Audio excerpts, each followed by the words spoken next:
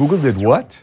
Hey, I'm Eran from AppsFlyer. In today's video, I'm going to zoom in on how one of the biggest gatekeepers, Google, is adapting to comply with these new rules and what it means for you. Google's approach revolves around enhanced user consent, specifically for the European Economic Area, or EEA.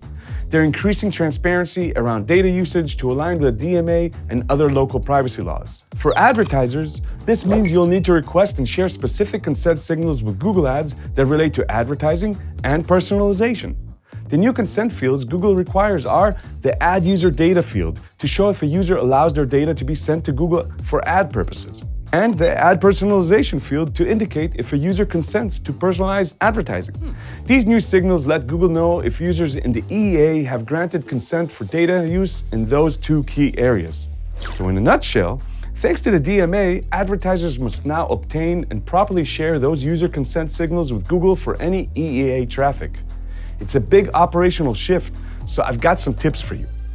First, consult your legal team to fully understand the consent requirements and data signals involved. Second, work with your business teams to prepare for potentially smaller audience sizes, similar to the challenges after iOS 14's privacy changes. Third, we recommend discussing the specific DMA impact with your Google account representatives directly.